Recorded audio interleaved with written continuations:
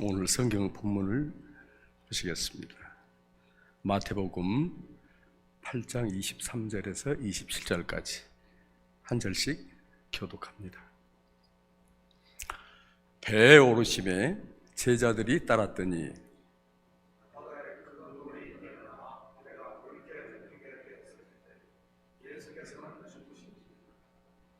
그 제자들이 나와 깨우며 이르되 주여 구원하소서 우리가 죽겠나이다.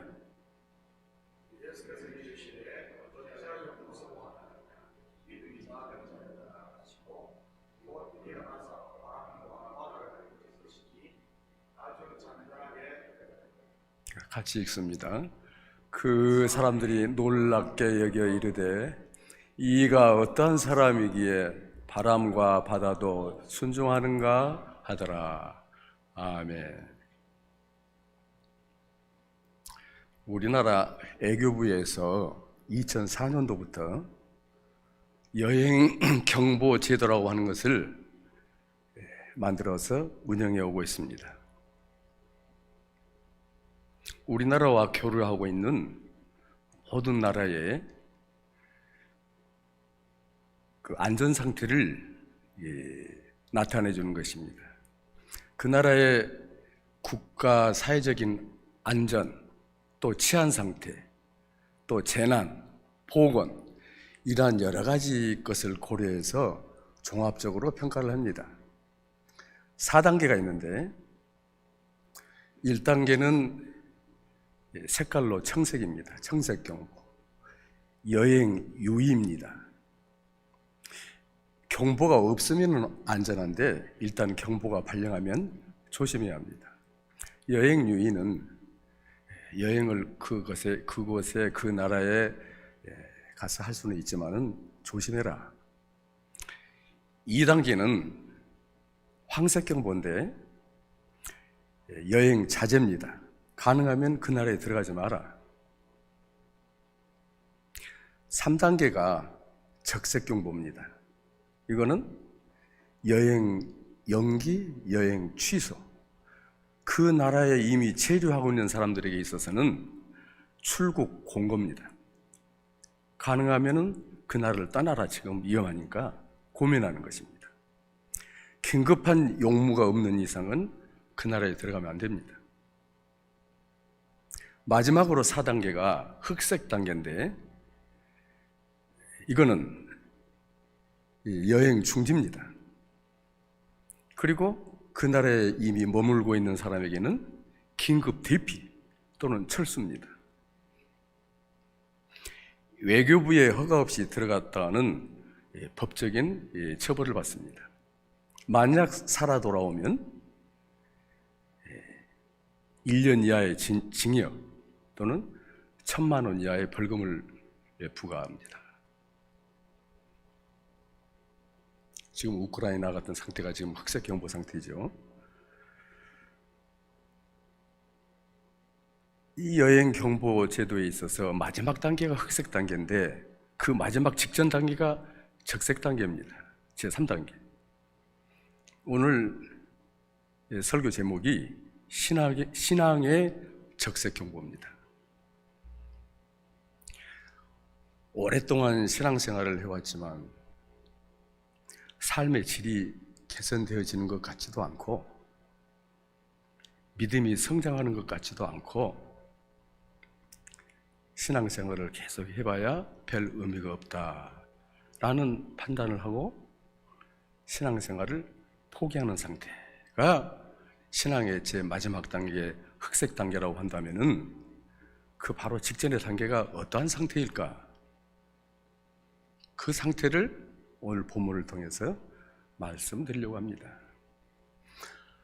오늘 본문은 예수님께서 갈릴리 호수에서 그 거센 풍랑을 만나서 그 풍랑을 잠잠케 하시는 내용입니다. 그 내용이 마가복음, 누가복음에도 똑같은 내용이 기록되어 있습니다. 그래서 우리는 마태복음, 마가복음, 누가복음 이 세 복음서를 공관복음이라고 부릅니다. 기록하는 사람이, 기록자가, 저자가 예수님의 사역을 바라보면서 똑같은 생각을 하면서 기록을 했다는 것입니다. 그거를 공통적인 관점이라고 말합니다. 그래서 공감복음이라고 그럽니다. 요한복음은 내용이 다릅니다. 없는 내용들을 추가했기 때문에. 지금 예수님께서 갈릴리에 있는 가버나움이라는 마을에서 여러 병자들을 치유하십니다. 백부장의 하인의 중풍병도 고치시고, 또 베드로의 장모의 열병도 고치시고, 또 귀신 들린 자들의 귀신도 쫓아내시고, 이런 여러 가지 기사와 이적을 보이시기 때문에 이걸 목격한 많은 무리들이 예수님을 따르기 시작합니다.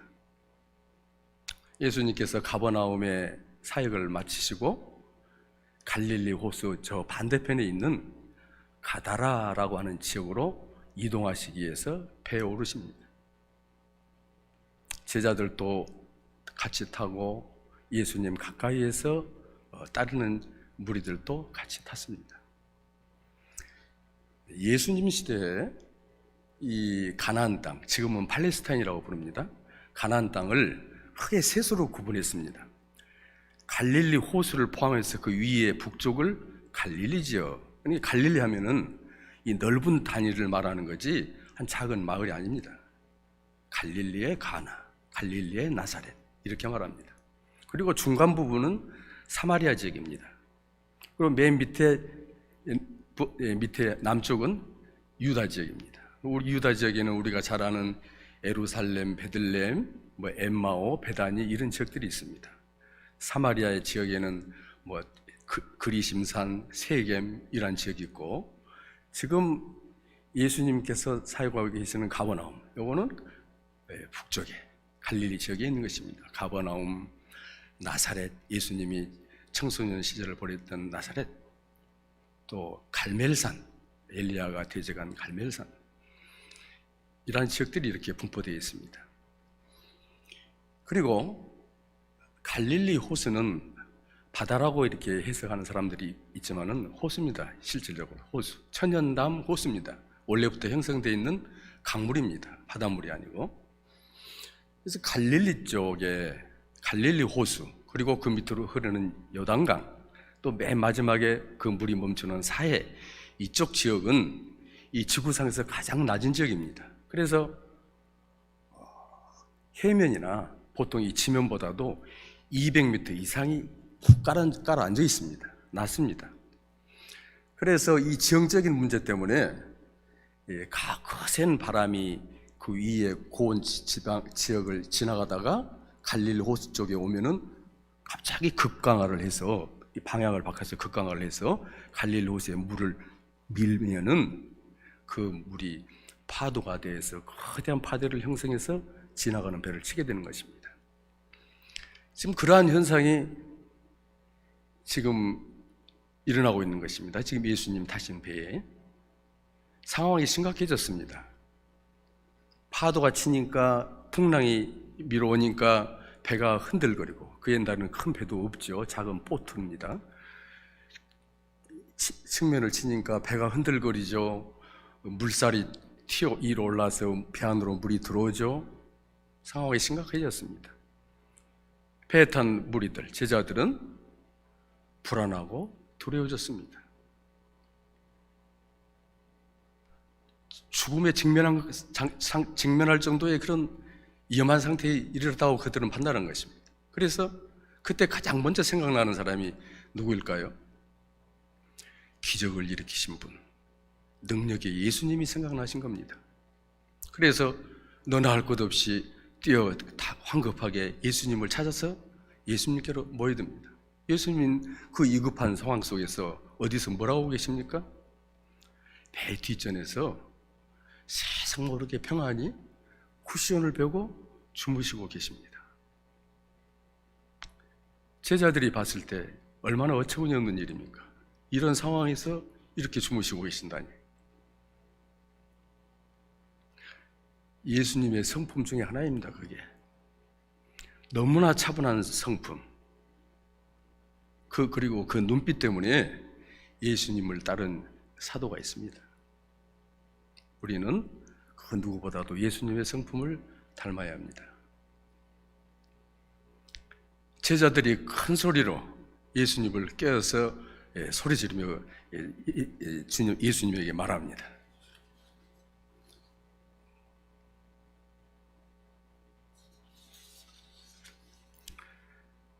본문 8장 25절, 마태복음 8장 25절을 먼저 봅니다. 그 제자들이 나와 깨우며 이르되 주여 구원하소서 우리가 죽겠나이다. 이와 같은 동일한 내용이 제가 아까 공간복음을 말씀드렸죠. 마가복음 4장 38절에 똑같은 내용이 기록되어 있습니다. 예수께서는 고물은 배 뒷전을 말합니다.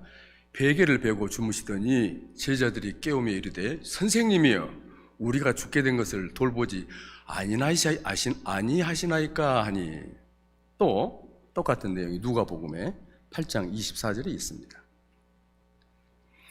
제자들이 나와 깨어 이르되 주여 주여 우리가 죽겠나이다 한데 예수께서 잠을 깨사 바람과 물결을 꾸짖으시니 이에 그쳐 잔잔해지더라.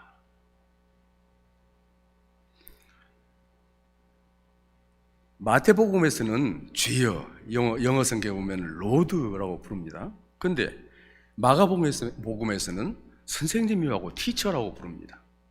또 누가복음에서는 메스터 주인이시여 이렇게 부릅니다. 그 여러 무리들이 몰려와서 그 부르짖는 소리를 이 저자들이 듣고 그대로 기록한 것입니다. 그래서 서로 다른 겁니다. 이렇게 전체적인 내용은 똑같지만은 공통점이 무엇입니까? 우리가 죽겠나이다. 지금 빨리 살려주십시오. 이겁니다. 우리는 오직 당신만 보고 따라왔다는 얘기죠. 이 상황을 빨리 해결해 주지 않고 뭘 하고 계십니까? 이런 지금 자세입니다.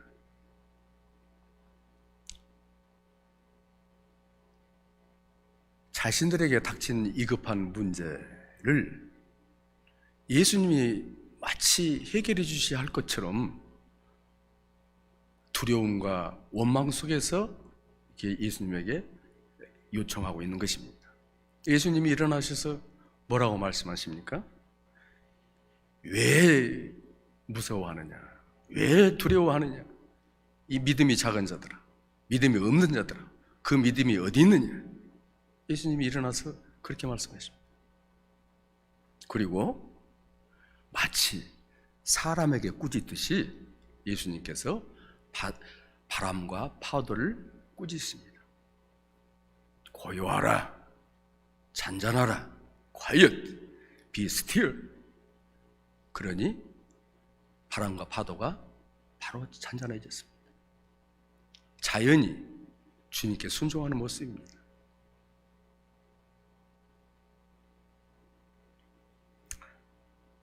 살아계신 주님을 바로 곁에 모시고 있으면서도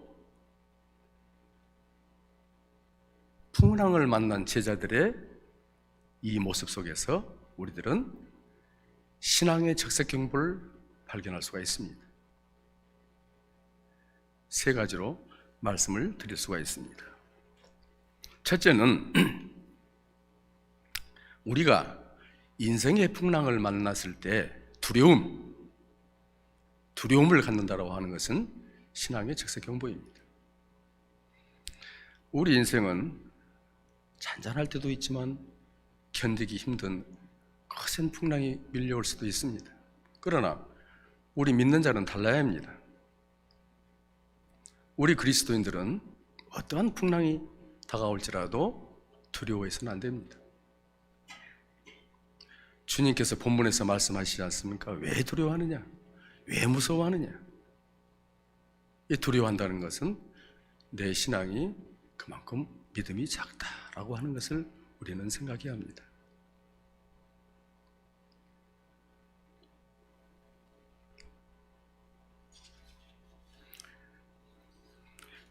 고린도후서 4장 7절 8절을 보면은 우리가 이 보배를 질그릇에 가졌으니 이는 심히 큰 능력은 하나님께 있고 우리에게 있지 아니함을 알게 하려 함이라. 보배는 복음이 될 수도 있고 예수 그리스도도 될 수 있습니다. 질그릇은 우리 인간들입니다. 연약한 인간들. 우리가 사방으로 우겨쌈을 당하여도 이 압력을 받아도 고난을 받아도 쌓이지 아니하며 답답한 일을 당하여도 낙심하지 아니하며 이렇게 사도 바울은 고백하고 있습니다. 그 능력의 하나님 예수님, 바람과 파도를 꾸짖어 잔잔하게 하신 그 예수님이 우리와 함께 동행하십니다. 그래서 우리는 두려움을 가져서는 안 되는 것입니다. 둘째, 인생의 풍랑을 만났을 때 원망하는 것. 원망은 신앙의 적색 경보입니다. 우리는 누구나 살아가면서 나이가 50 이상 되고 이렇게 나이가 드시면은 많은 경험을 하면서 살죠. 그래서 알잖아요. 삶이 어떻다는 것을.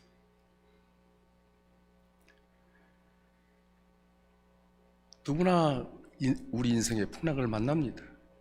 그런데 그 인생의 풍랑을 만났을 때 그것을 어떻게 대처하느냐 하는 그 모습을 보고 그 사람이 참된 신앙을 가지고 있느냐 그렇지 않느냐, 소유하고 있느냐 그렇지 않느냐 하는 것을 분명히 구별할 수가 있습니다. 풍랑을 만난 제자들이 예수님은 당연히 해결해 주실 분, 해결사인 것처럼 원망의 그 어조로 말을 했습니다. 우리 그리스도인들이 지금 고난을 당하고 있습니다. 어떤 역경이 있습니까? 지금 내가 당하는 고난이 내게만 있는 것입니까? 하나님이 이 고난을 주신다라고 생각하고 하나님을 원망하지는 않습니까? 원망은 하나님의 진노를 받습니다. 민수기에 보면 이스라엘 백성이 광야에서 하나님께서 내리신 만나를 매일 먹었습니다. 실증났습니다. 그래서 이스라엘 백성들이 모세를 원망하고 하나님을 원망합니다. 애굽으로 다시 돌아가자. 우리가 비록 종살이 했었지만은 거기는 먹을 것이 풍부했었다. 이렇게 불만을 합니다. 하나님께서 근데 이 만나는 우리 인간이 먹어야 할 모든 영양소가 포함되어 있다고 그럽니다. 연구하신 분들이.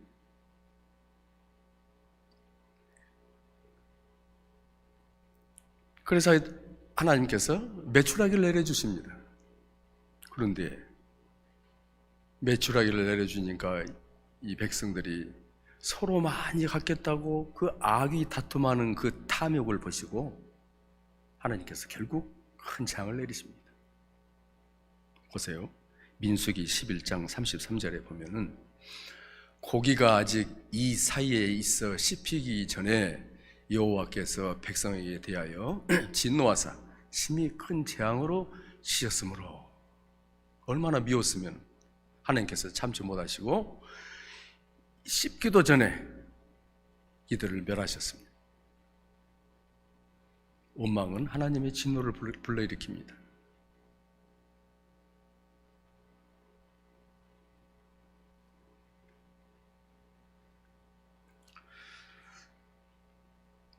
세 번째로, 인생의 풍랑을 만났을 때 믿음의 강구가 없는 것. 믿음의 강구가 없는 것은 신앙의 적색 경보입니다. 지금 배 위에 타고 있는 사람들이 어떤 사람들입니까? 예수 그리스도의 진리의 가르침을 받고 있는 제자들입니다. 예수님의 추종자들입니다. 오늘날 우리 그리스도인들입니다.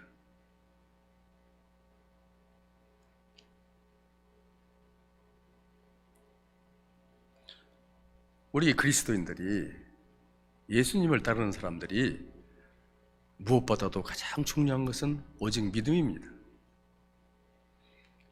주님이 이 문제를 해결해 주실 줄 믿습니다. 저를 지켜주실 줄 믿습니다. 받는 걸로, 응답을 받는 걸로 믿고 확신을 갖고 울부짖으며 기도해야 합니다.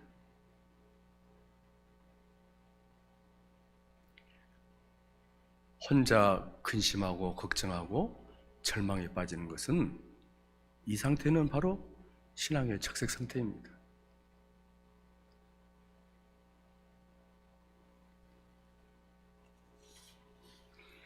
마태복음 17장 20절에 주님께서 말씀하십니다. 믿음에 대해서.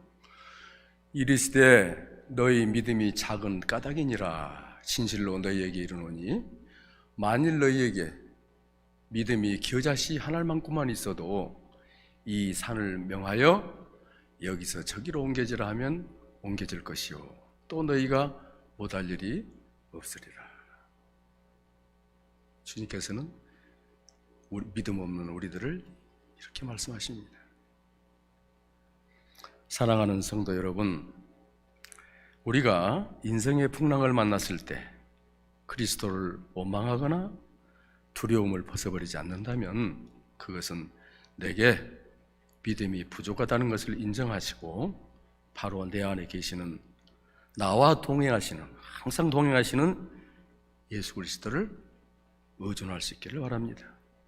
그래서 인생의 풍랑일 때마다 항상 승리하는 저와 여러분이 될 수 있기를 예수 그리스도의 이름으로 축원드립니다. 기도하겠습니다. 하나님 아버지, 감사합니다. 갈릴리 호수 위에서 거센 풍랑을 만난 예수님의 제자들의 신앙의 태도를 보았습니다. 두려움과 원망과 믿음이 부족한 그들을 보면서 저희들의 모습을 비춰봅니다. 우리는 살아가면서 여러 가지 인생의 풍랑을 만납니다. 그럴 때마다 항상 우리와 함께 동행하시고 계시는 주님을 잊지 않고 그분께 의존하며 승리하는 삶을 살아가는 저희들이 될 수 있도록 인도하여 주시옵소서. 감사드리며 예수님의 이름으로 기도드리옵나이다. 아멘.